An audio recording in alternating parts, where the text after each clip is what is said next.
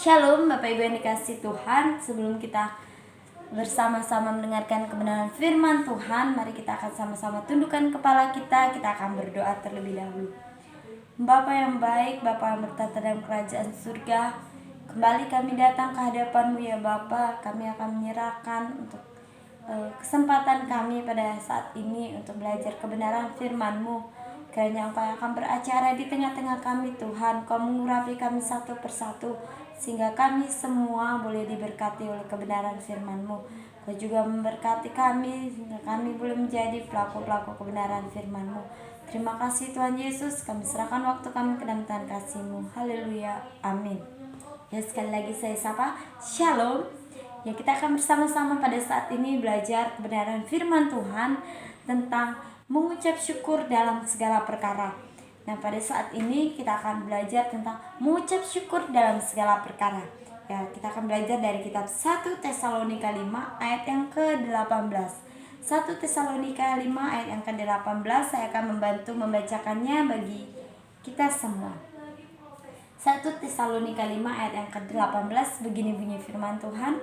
Mengucap syukurlah dalam segala hal, sebab itulah yang dikehendaki Allah di dalam Yesus Kristus Yesus bagi kamu. Saya ulangi sekali lagi. Mengucap syukurlah dalam segala hal, sebab itulah yang dikehendaki Allah di dalam Kristus Yesus bagi kamu. Nah, pada saat ini kita akan belajar tentang mengucap syukur dalam segala hal, sebab itulah yang dikehendaki Kristus Yesus bagi kamu. Bicara mengenai mengucap syukur adalah hal yang gampang-gampang susah, ya. Itu adalah hal yang gampang-gampang susah. Gampang kita mengucap syukur ketika kita bahagia, beli barang baru, naik jabatan. Kita akan merasakan itu semua, kebahagiaan itu dengan ucapan syukur. Segala sesuatunya itu berjalan sesuai harapan kita. Tentu pasti itu bukanlah sesuatu yang sukar untuk kita mengucap syukur. Menjadi sulit, kita mengucap syukur itu menjadi sulit ketika kita mengalami banyak masalah, pergumulan hidup yang begitu berat, kejadian-kejadian yang tidak menyenangkan kita alami. Nah, ketika kita mengalami semua itu, kita akan susah di dalam kita mengucap syukur kepada Tuhan. Ketika hati kita bahagia, ketika hati kita sedih, seharusnya kita harus tetap bisa mengucap syukur. Apapun kondisi kita harus tetap bersyukur kepada Tuhan. Mengapa kita harus bersyukur? Apa sih pentingnya mengucap syukur itu bagi kita? Cuma yang dikasih Tuhan, yang pertama, pentingnya kita mengucap syukur itu adalah karena mengucap syukur adalah kehendak Allah. Mengucap syukur itu bukan kehendak teman kita, bukan kehendak pendeta, namun kehendak Allah yang ada di dalam Kristus. Tuhan mau kita sebagai anak-anak Tuhan mengucap syukur dalam segala hal. Tidak hanya ketika kita sedih, atau tidak hanya ketika kita bahagia, tetapi dalam setiap keadaan dan setiap situasi kondisi kita, Tuhan mau supaya kita tetap bersyukur kepada Tuhan. Kita mengucap syukur ketika kita melakukan kehendak Allah. Kita membaca firman, kita bisa bernafas, harus kita tetap mengucap syukur kepada Allah. Yang kedua adalah mengucap syukur adalah kunci kebahagiaan. Ya, kekayaan tidak dapat memberikan kita kebahagiaan. Begitu pula dengan jabatan, begitu juga dengan kepandaian yang kita miliki, itu tidak akan membawa kita kepada kebahagiaan. Bahkan kekuatan yang kita andalkan pun itu tidak akan membawa kita kepada kebahagiaan. Jika uang menjadi tolak ukur kebahagiaan, Adolf Merkle tidak akan menabrakkan dirinya ke kereta. Ya, jika uang adalah menjadi tolak ukur kebahagiaan kita, Adolf itu tidak akan menabrakkan dirinya ke kereta. Jika ketenaran dapat menjamin kebahagiaan, tentunya para selebritis tidak akan depresi. Betul ya, ketika kita lebih mengutamakan popularitas Tidak mungkin selebritis itu akan mengalami depresi, mengalami masalah. Bukankah mereka sudah cukup bahagia dengan yang mereka punya?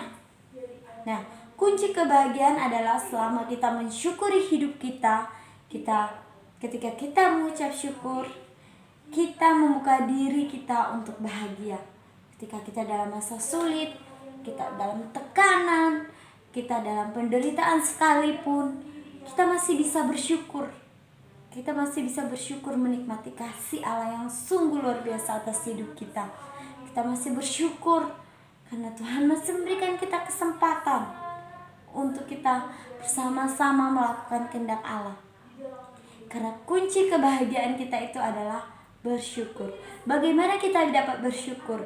Bagaimana kita dapat membahagiakan diri kita kalau kita tidak bisa bersyukur dengan apa yang kita miliki? Lalu yang ketiga, menjadi pribadi yang positif.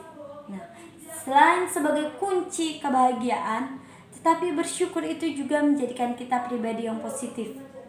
Orang yang mengucap syukur dalam segala hal adalah orang yang senantiasa membangun dirinya ke arah yang lebih baik.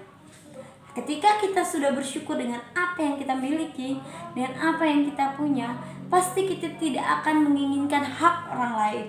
Ketika orang lain lebih sukses daripada kita, kita pun tetap akan semangat melihat segala sesuatu pada sisi yang benar. Setiap kejadian yang ada, entah baik atau buruk, tidak melemahkan kita, namun selalu berdampak positif bagi kita. Mungkin dari saudara-saudara dari jemaat yang dikasihi Tuhan, ada yang berkata, bagaimana mungkin saya dapat mengucap syukur sedangkan hidup saya sudah sulit. Saya menanggung masalah yang begitu berat. Jadi bagaimana kita dapat bersyukur? Nah, ini yang tadi sudah saya katakan. Ketika kita dalam keadaan sulit, dalam keadaan tekanan, kita harus bersyukur. Yang pertama, ingatlah selalu ada hal untuk disyukuri. Ya, siapapun kita, seberat apapun hari yang saat ini kita lalui, ingatlah bahwa selalu ada yang bisa kita syukuri. Ketika kita masih diberikan kesehatan, kita mengucap syukur. Ketika kita masih bisa makan, kita mengucap syukur. Ketika kita masih memiliki rumah untuk kita berlindung, kita harus tetap mengucap syukur. Teman yang mengasihi kita masih memiliki teman-teman, orang-orang di sekeliling kita yang peduli dengan kita. Ketika kita masih diberikan nafas kehidupan, mengucap syukur. Seberat apapun pergumulan, seberat apapun masalah, kita harus selalu bersyukur. Lalu selanjutnya kita melihat yang kedua, segala sesuatunya mendatangkan kebaikan. Ya, seperti di dalam kitab Roma pasal 8 ayat yang ke-28. Roma pasal 8 ayat yang ke-28a. Saya akan membacakannya. Roma 8 ayat yang ke-28a. Kita tahu sekarang bahwa Allah turut bekerja dalam segala sesuatu untuk mendatangkan kebaikan bagi mereka yang mengasihi Dia. Nah, sudah jelas dikatakan di sana bahwa Allah turut bekerja. Berarti Allah tahu. Sekarang kita tahu bahwa Allah turut bekerja dalam segala sesuatu untuk mendatangkan kebaikan bagi mereka yang mengasihi Dia. Ketika kita mengasihi Tuhan, kita melakukan kehendak-Nya. Dan dalam hal ini kita mengucap syukur. Ingatlah bahwa Allah selalu merancangkan kebaikan bagi mereka yang mengasihi Dia, bagi setiap pribadi yang melakukan kehendak Allah. Setiap pribadi yang mengucap syukur, ketika kita tahu bahwa segala sesuatunya, entah itu menyenangkan atau tidak, pasti mendatangkan kebaikan. Pasti itu akan mendatangkan kebaikan.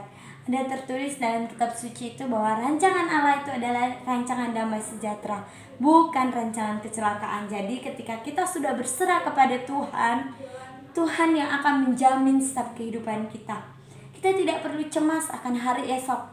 karena kita belum menjalaninya. Kita harus percaya bahwa Tuhan telah menyediakan segala kebutuhan kita.